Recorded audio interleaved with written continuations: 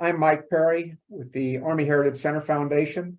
We're the host for tonight's lecture program. Our sponsor for this program is FN America, a leading arms manufacturer for military and police forces worldwide. Tonight we have a slightly different program. I'm not going to start with an introduction of a historian speaking about the book they've written. I'm really have tonight here two people intimately involved in supporting soldiers and their families. But the key person we want to bring on board is Linda Patterson, who is a dove amongst eagles. And at this time, Linda, you want to tell your story? I'd be happy to, Mike, and thank you so much. I'm very proud to be on Army Heritage Center Foundation, and thanks to Colonel Hancock sitting over there that he mentioned it, had me come on. And this story is a book that took me over 50 years to write. I was encouraged by my Vietnam vets, who I've had a long history with. And the history is beginning back during 1968. When my kid brother joined the 101st Airborne Division and went to Vietnam. It's a love story. This book is a love story, really, in three folds. It's a love story between a city that stood up for its a unit that it had adopted because of my brother. And it's a love story between me and my brother, a sister and a brotherly love. And then it's a love story between the soldier that I met, that I fell in love with, in Vietnam. So there's three love stories here in this book, in this story. Joe wrote home and asked me if I could get the city to adopt his unit. And the city was San Mateo in the Bay Area. And at that time, 1968, there was no support, but a lot of hate mail going back and forth. Morale was down, and the troops knew and could hear what was going on when they, were called baby killers, whatever. It was a bad time for our vets because there was really no outcry of homeland support. It was people blamed the warrior, unfortunately, for the war. And so going on to the next slide, number 2, as I see it here, you will see that we were furnished with a line roster when we first adopted them. My brother I took it to the city council. They adopted his unit on March 4th, 1968. March 24th, he was killed in action the same year, of course, 2 weeks later. I can't tell you, but I did in the book. It took a lot of emotion and memories to try to open up the gut feeling I had when I learned that my brother was killed. Like most people that had fallen, family members fallen, it's very difficult. I knew he was in a war, but he was 19 years old, and he shouldn't have died. That's the way I felt. But anyway, the story goes that a reporter called me to pick up his picture that was in the paper. It was a shock to the community when we adopted the unit, and Joe was killed only 2 weeks later. And I kind of withdrew from everything, and she called and sat me aside, and she told me, it's very important that I tell you this, because she's the one who told me, Linda, this is what your brother, this was his last wish, his last letter, to adopt, to do everything you could to support his buddies, his soldiers, his squad, his company. So get out there and you do it in the community. And that's what inspired me. And I just took an about face. And that's what I did. I went out and I talked to people and schools and rotaries and civic groups and businesses, whoever would listen to me, to hear that we needed to support these soldiers. And their names were on a roster then. So I could give out personal names to them. And unfortunately, I've got a low battery on this. Oh. Could anything else happen? Anyway, so moving on to the next slide. That Christmas, it was mentioned that maybe we should send them a special Christmas gift, and that Christmas gift was in the form of a medallion, the city medallion, the city seal. and every soldier's name was engraved on it on the line rosters. So the idea came up that how would we get that to them? Send it in a Christmas card? No, send Linda personally. And I was all for it because I wanted to be with my brother's last friends. And anyway, the fact is, I got over there. I got over there with $40 on me, a round trip ticket, and a passport. And I had 2 suitcases full of those medallions. And I was waiting to hear for the soldiers to come out of that jungle. I was corresponding with a young lieutenant who was my brother's platoon leader and had been wounded in the same battle, but he was my correspondent. And it turns out that he was out in the field. They didn't get my telegram. It turned out that one of the soldiers heard that when I was arriving. And thankfully, he came down. He was pulled out of the field and came down to meet me in Saigon, escort me all the way up to Camp Eagle.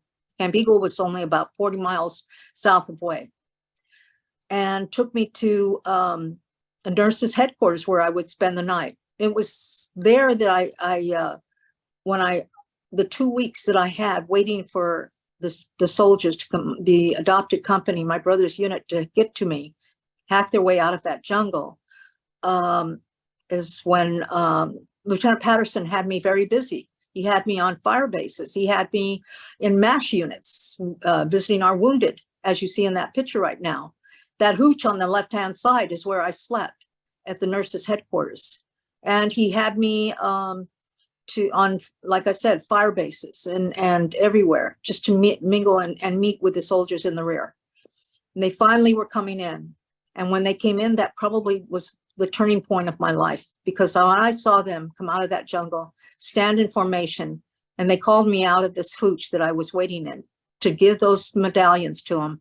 I was facing 20 and 19-year-old kids like my brother. And in that group, I searched for Joe's face, and I saw it in all of them. I just want you to know that. Going on to they received the medallion, and they were grateful. They couldn't believe it. They couldn't believe I was there. And I was an example of what I said, the city of San Mateo, the city that cared so much and did so much. That picture of the Citadel is practically a year earlier was where the Tet Offensive took place. And Lieutenant Patterson took me there. So, but you can see they had me busy. Going on to the next slide. I would say, I could get my, it's going to charge it. Yeah, which one? The white one. Okay. Okay. So, is when Lieutenant Patterson had me very busy. He had me on fire bases. He had me in MASH units, visiting our wounded, as you see in that picture right now.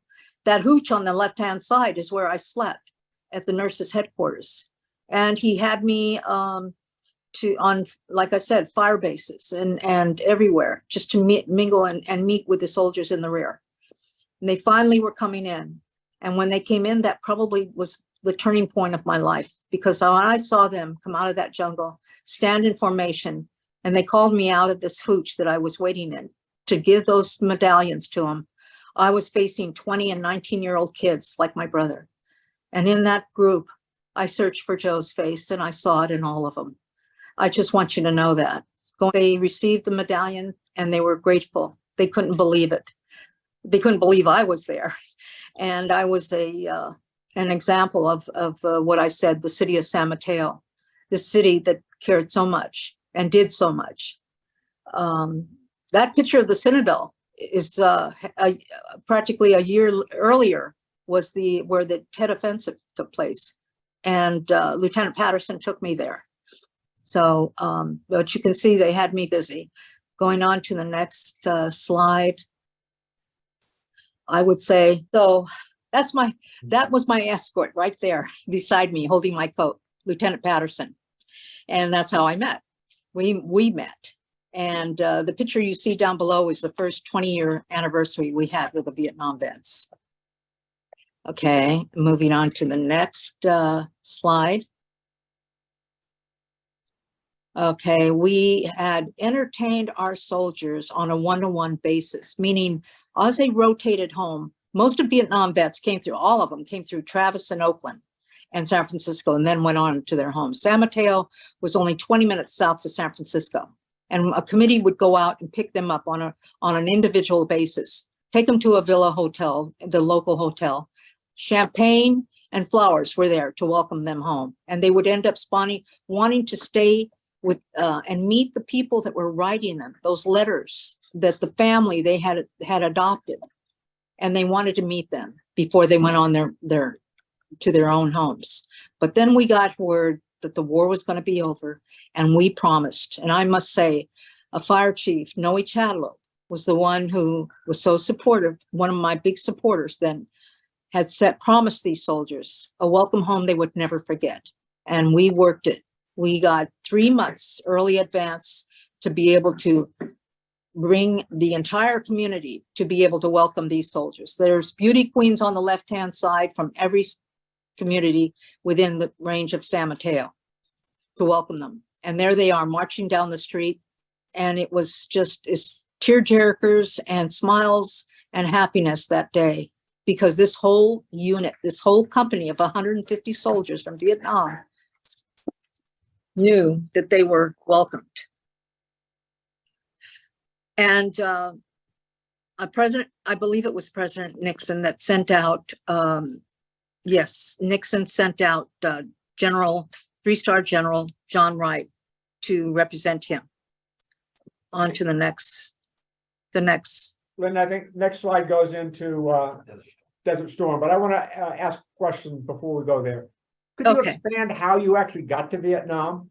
How you raised the money and how you got the support of the local community? I raised the money. Actually, I took out a personal loan for half of it. It was $1,000. I'll never forget. $500 scrambling to pull that together. A group of women in South San Francisco, actually, which just wasn't too far from San Mateo, did their phone calling. Every nickel and penny they got $500 and presented me with the other half. So there was $1,000 for my trip. I went to San Francisco, I got my passport there, came back, and I had no government approval. I hadn't even asked for it. I just knew I was going. I had a mission to do. The city actually had a police escort take me to the airport that night, Pan American, 9 o'clock. I'll never forget. And the mayor said, "Here, Linda, if you get in any trouble, here's a letter from me," the mayor, San Mateo, you know. But anyway, I took it. And on the way, while I was flying in that plane, I prayed, "God, please, I hope they got my telegram." They did not get my telegram, Mike, until 2 days later. I was already there. God willing. So who met you at the aircraft? Lieutenant Patterson. Lieutenant Patterson, as you know, is my name, Linda Patterson now. He was my brother's platoon leader. And he was actually in the same battle that my brother was in. He was my brother's platoon leader in the firefight. Steve was wounded, but they were able to medevac him out. Joe was killed instantly in that firefight. But that's how I met him, because Lieutenant Patterson became my direct correspondent after he came out of the field and into the rear as an XO, executive officer, as lieutenants did. Yeah. So he met me there. He met me as I got off the plane, he says, "Are you Linda?" And I said, "Yes." And he says, "Well, I can tell you, I'm Lieutenant Patterson, and the soldiers are so excited. They're thrilled. You can talk to them on the radio at night. We'll have to give you a code name, but they're hacking their way through that jungle to get to you." Yeah. So anyway, it was going to be a Merry Christmas for them. Linda, what was your code name? Can you say? I don't want to tell you. I don't want to. That's good. That's fine. The brigade commanders was Big Daddy. I was Big Mama. At 27 years old, I didn't feel like a big mama. Okay. When you get up to Firebase Eagle, how many other females were up there? How many other female soldiers? There were no female soldiers. This was an infantry. These guys were hardcore infantry. Okay. And at that time, There were no females out there. And the fact is, that was Christmas. Bob Hope, as you know, always brought his troops of beautiful gals and everything. And they asked me, do you want to leave? This was before A Company was able to come in. And they said, do you want to take a day and go down there, Linda? We can get you down to Da Nang. That's as far as Bob Hope could come up because it was too dangerous where I was. And he couldn't bring them up there. And I said, no, I'm sorry. I love Bob Hope, but this is why I'm here. So I missed that show. Okay. Who loaned you the 101st shirt? Who did what? Who loaned you the shirt with the 101st emblem on the sleeve? Oh, Do you remember? Steve had uniforms made up. Is that what you're telling me? Yep. Yeah. Because I arrived at 68 in 1968. It was a roar of the mini skirts and the boots and I that's how I arrived, with the spike heels, mini skirt. I didn't know any better, right? Immediately, as soon as I just put up is Lieutenant Patterson gave you that uniform, huh? Yes, he did. Yes, he did. I had two uniforms made up and boots. I've got those boots, those Army boots. And the fact is that I couldn't get on I got up on the Hueys and he said, I think you need uniforms. You're getting into the Loaches and the Hueys, and they even had me take the gunship, Cobra. I think they had me on one of those too. So I was fully covered. Okay. Okay. Well, let's do a leap here to 1990, 1990. Yeah, this is I wanted to open up to Colonel Frank Hancock. God bless his soul. I love him dearly, and he knows that, because when I called him, we had a break in the war. Of course, the war was over in Vietnam, but when Desert Storm happened, I put that uniform on, Mike, and I went down to Starbucks and I said, you know, this is where I've got to do something. I'm going to form a nonprofit. To myself, I said that. Standing in back of me was someone tapping me on the shoulder. And he says, where did you get that uniform? Long story short, he said he was in Vietnam. He was a doctor in Pacific Palisades. And he says, what can I do to help? And I says, I need a treasure and on my board. And he became that. And he's with me to this day. Anyway, getting a hold of Frank. Frank, you tell the story how we met. Okay, so it is August of 1990, and the division had just got alerted, and I'm sitting in my office doing what you would expect, and my adjutant Tom Guliff came in and says, "Sir, there's some woman from California on the line, and she won't get off until she talks to you." And I go, oh, okay, fine. So it's August of 1990, and I had been in command for about 6 weeks, or about 40 days. And Linda gets on. And again, this is pre-internet, digital, anything. And so she starts to tell me this story. And I'm going, okay, and of her affiliation with Alpha Company 1st 327. She gave me a kind of a synopsis of it. And she asked me, can you do anything, or can I do anything for you? And so at that time I go, fine, yeah, sure.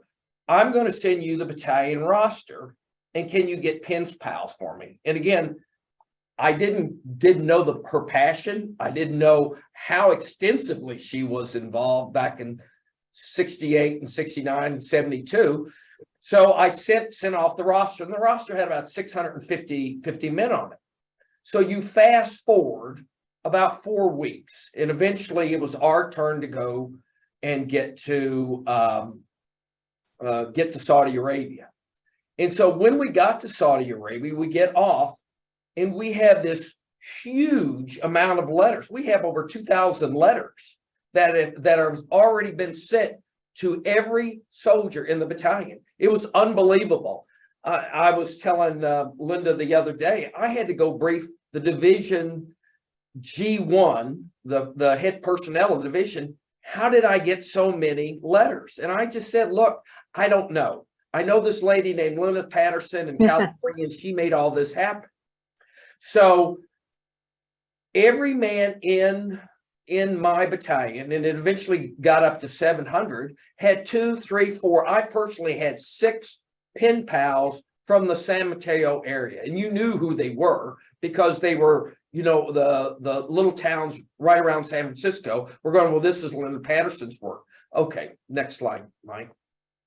So you fast forward, and these are some of the slides of what the battalion did during it, right? But the point I wanted to make with all these guys in here is the morale booster that you got from these letters. It was immeasurable. I mean, I can't calculate what I owe to Linda, what I owe to San Mateo, what the battalion, because we're literally going out into the desert where the only people there are us and the Bedouins, right? There's no internet, there's no digital communication, there's none of that. You either got a letter or you got nothing.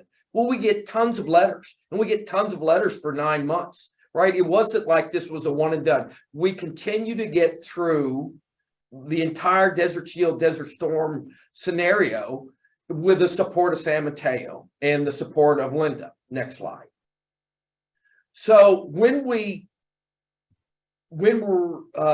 finished, and we finished up, you know, the war ended, and then we had redeployment in April, I get a letter from Linda saying, hey, we're going to have a homecoming parade for you.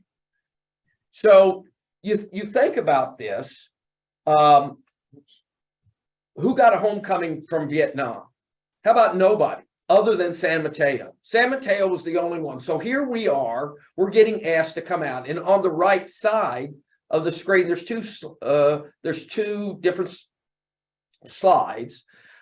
We have over 50,000 people at the parade. The whole time at the homecoming, it was about 3 or 4 days. It was like Disneyland. It was like fairy tale. We paid for nothing. We were treated like heroes. All our pen pals got to meet us. And so when we marched down, and you don't want to get emotional, there was no dry eyes for me backwards. And it was kind of a homecoming for us, but it was also a homecoming for the Vietnam vets, right? Because we knew we were getting the accolades that they should have got. And we were getting treated like people that go to defend. These were all young men too, that go to defend their country, should have got 18, 20 years before, that did not get it, right? So there was just a lot of emotion. And again, it was one person that did this. This was Linda Patterson, the young 27-year-old lady back in 1968 that's gotten a little older, but still makes it happen. Still makes it happen. So, Linda, I'm going to turn it over. The next slide is going to show you in the beginning of ASA. Oh, no, it's still going. Yeah. Well, it's because Mike, it's because of Frank and his support that America's Supporting Americans. I formed that nonprofit organization, and because of what we were doing and hearing back from them too, it was being promoted by senators and congressmen who heard about it. And within that period of time, I had an outreach without any, like he says, no computers, whatever. It was fax machines and getting letters out to senators and congressmen. And they were writing to their constituents. There's to adopt a unit in their cities, and go through America Supporting Americans, because they said this woman knows what she's doing. Thankfully, I did. And that is the kind of rally support I got during that period of time. I believed in my heart and soul that Americans felt the guilt of the turning the back and shunning the Vietnam vets. And that's why they felt that this was the wrong thing to do. Our soldiers need our support. When you helped, when you worked with Colonel Hancock to arrange the parade in San Mateo, when they came back, were the Vietnam veterans involved at all? Oh yeah, the veterans came back, and I believe they may have marched behind them. They did. A did. few of, yeah, as many as they could have. But during more recent times, I can tell you, we've had a 40-year anniversary of San Mateo's first adoption in 2012. That was a homecoming anniversary of celebrating 72. And then we had a 50-year anniversary of the actual adoption in 2018. And the vets, the Vietnam vets, and some even Desert Storm, Frank came out to that too, to commemorate the homecomings. And the city, people must know that this is one community of about 40, 50,000 people in that time, during that time, that rallied, came forward. And I'm talking about young and old. Well, I had coaches that told me that this was so important to their kids, so selfless learning of reaching out to men who sacrifice, take that oath to support our nation and defend us. That's what it was all about. And I reached out, and I had 28 states and about 48 cities at that time. Okay. And then 9/11 happens. What happened with Americans supporting America supporting Americans? America supporting Americans 9/11 was where cities began to come to me, and they wanted to say, what can we do?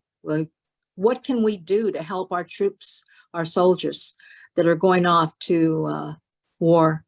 I've got some Kentucky, Florida. I mean, I have several cities, one in Major Villa Hills, who has been supporting me for over 10 years, and supporting my organization, I should say. They've rallied their soldiers and their Top Guns. They're an armor unit, but it went beyond that. It went to 10th Mountain, 82nd Airborne, 101st was San Mateo was a role model, and that's what prompted up all of this after 9/11. And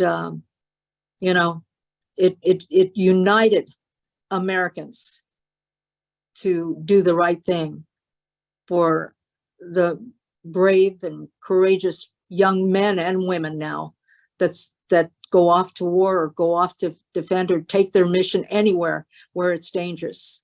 And what do we do on the home front? We don't just put a bumper sticker on the end of our car. We can take action, and that's what ASA does. And I guide my cities now, my city representatives, and those are the marks of the cities that I had. And you can see the number of cities in Kentucky, and those were city governments that called me, mayors and council members. How can we support this? What do we do? And that's the key. The key is reaching out and doing something that is so important to our country, as I see it. I've visited, that's a picture on the left where I visited, that's ABU, that's A Company, my brother's unit, today. And these guys are sending us pictures, they're getting letters and care packages, and they're making trips back and forth to San Mateo. So that's How would somebody find more about this program? I have a global website called America Supporting Americans. The easiest way to go is ASA, which stands for America Supporting Americans, ASA-USA.org. Very simple. The website has about us and how to contact us, and I'll take it from there. But I encourage people to do that. I also like to encourage people to read my book, because my book tells a lot more than I'm able to tell you all in 45 minutes. But the other purpose is the healing process of when we have our fallen, our families, the families that lose sons and daughters now. It brought me forward to bring my brother with me every step of the day. I mean, he's on my shoulder and he is always there. And it's because I've reached out to his soldiers, buddies. And this is when I've spoken to them, and they understand that down there. That picture up above in the middle is right in the middle is Lieutenant Patterson, my husband for over 54 years here. Together we've been. And unfortunately, the kid with his back to you in that picture was killed days after that picture was taken. We Is your have brother- Is that your Yeah. brother, the top left-hand picture? the left-hand side is Joe. My brother was a machine gunner. Okay. And he loved his country. And when he left, he said, "Sis, you're asking me why I'm going to Vietnam. Remember what President Kennedy said to us." And he said, you don't ask what your country can do for you, but what you can do for your country. And this is what I want to do. And the pictures on the lower level would be, I would assume, Desert Shield, Desert Storm, and then more of the current operations? The right is our recent ASA is supporting those, our soldiers that are over there right now, helping Ukraine. And there's definitely, they're in isolated areas. They're not out in the battlefield, but they are training and they're sacrificing and they're doing their best.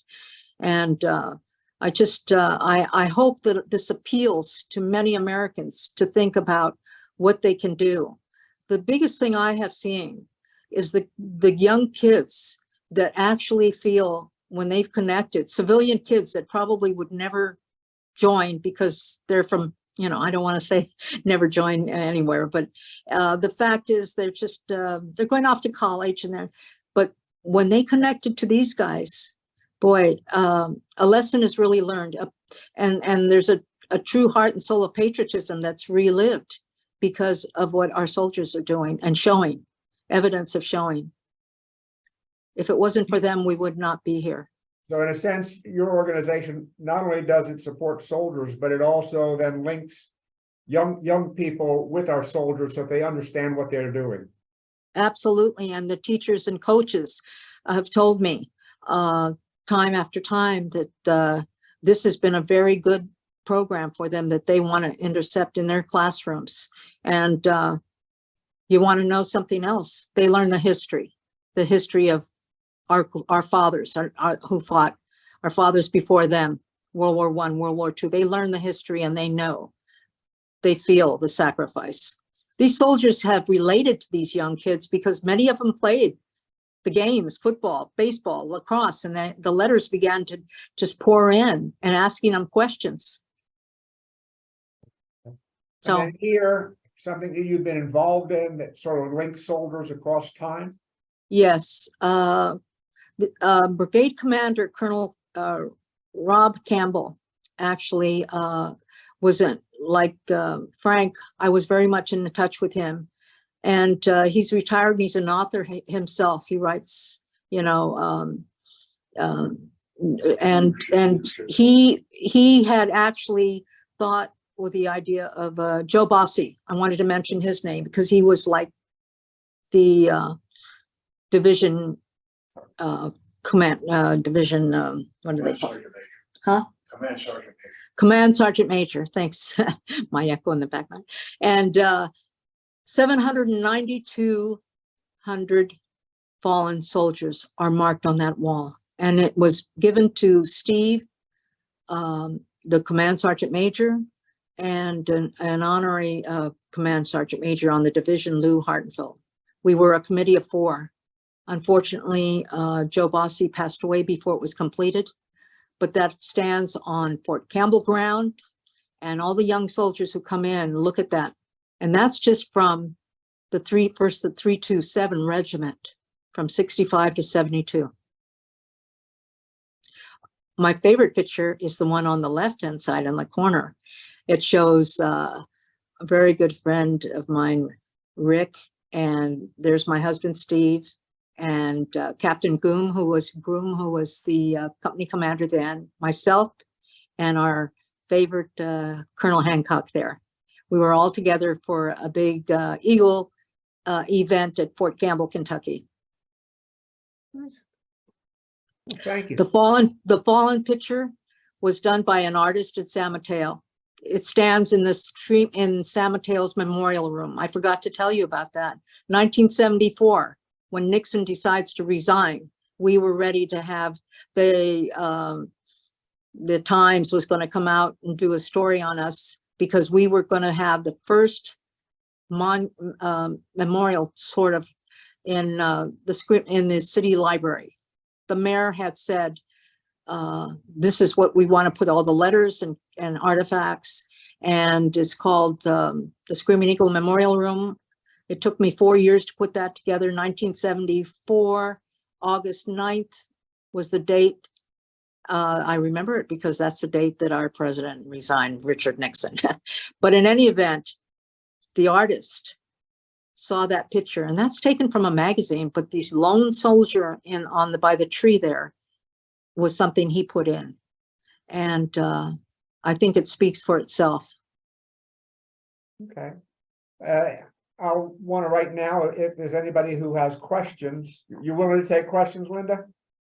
Yeah, Do sure. we have any? I'm ready. Let's see, we have some here. I want to stop share. Stop share. Stop share. Come on, I gotta stop share.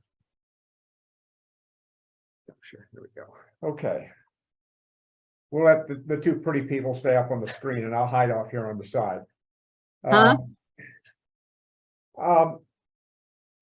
Linda, are you still finding people expressing interest in supporting the soldiers? And is it just soldiers, or do you also support the other services? Oh, no, I have Marines out of Camp Pendleton, adopted by cities down in Southern California. I had 10th Mountain. I had 82nd Airborne. Many of those units from the 82nd adopted from cities in Kentucky and Florida. And as far as ships go, I had the USS McCluskey that was adopted by Solana Beach, I believe, down in Southern California. It was docked out of San Diego. And whoever comes to ASA, I've had supported. I've had National Guard units, big. Oklahoma's got a lot of National Guard. I had Oklahoma and maybe 5 cities that adopted their own National Guard units. If the cities will say, you know, we have our own, can we adopt them? Instead of me assigning a unit, I say, by all means, take care of your own. And they will form, through resolutions, America Supporting Americans, adopting formally in their city council, the unit. And so hopefully that supports is sustainable. In other words, they stay with it, not just for the period of a year or 2 years, but as San Mateo has been the perfect example of still supporting. And I have to mention Patrice O's, who is the city clerk of San Mateo. I know she's tapped in. She is a Wonder Woman to me, because she does everything. She's gotten her community rallied.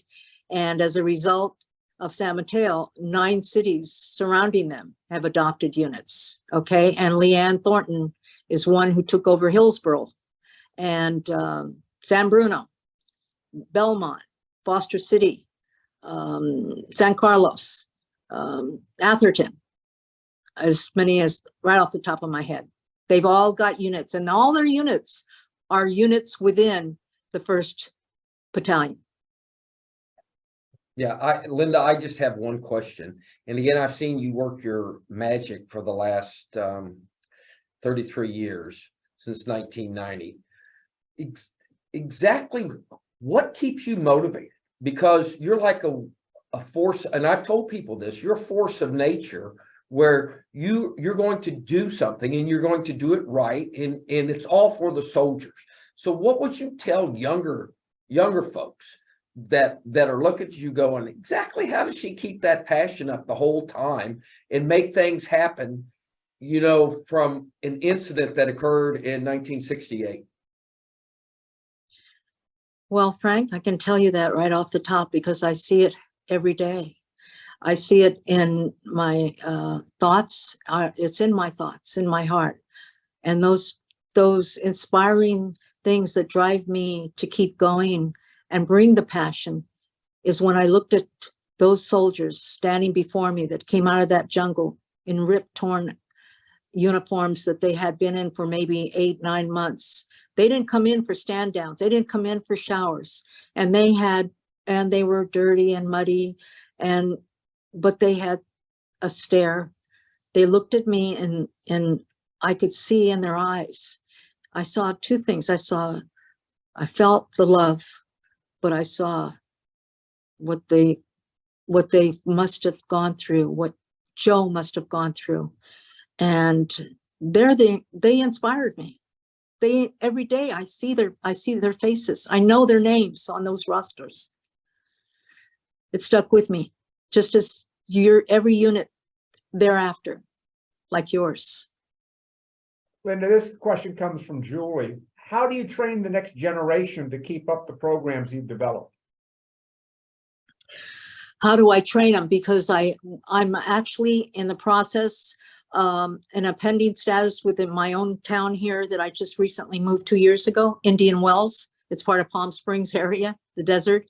But Indian Wells, I thought ideally, they're very, very patriotic. And I went to meet the mayor, and I stand before their council meetings and make the presentation. And then I tell them, you have many organizations within your community, and let me guide them through the process. It's not a big job. It comes from the heart. And you will find that when you rally, I have a chapter right now in Westlake Village, 1,000 Oaks, called Conejo Valley Chapter. And Jim Sumner came to me in 2016. And he has formed a great array of volunteers.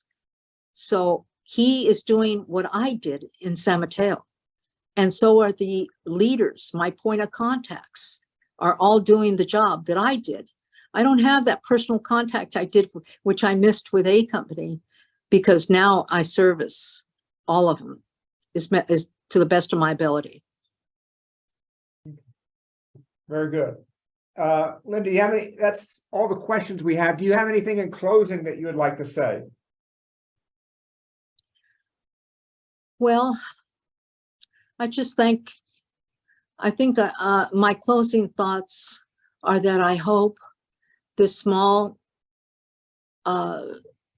whatever, 45 minutes or an hour, if it's been, reaches. My outreach is to stir up people to think about what I do, they could do. And I also want to reach out to people that have lost sons and daughters and want to separate themselves totally from it. But don't do that, because you'll bring back, they will always be with you. And that's pretty much what I do. I always know that if I've had, my brother's never gone, he's with me, physically and spiritually. And every soldier that I met in Vietnam, a kid had an 18th birthday party. We had a cake made up and he came in. He must have, his parents signed when he was 17 or something, I don't know. I sat and talked to him. And then on the roster, when I got back home, 2 weeks later, he was killed in action. And he happened to be my husband's radio operator. In 3 days or 4 days, was it, Steve?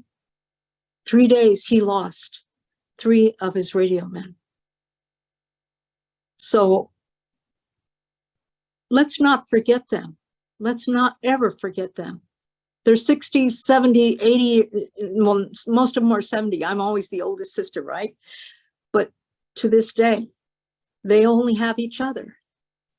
America, open your eyes and see how important this is, especially what's going on in the world today. Step forward like they do. Walk over that line and do something. Thank you.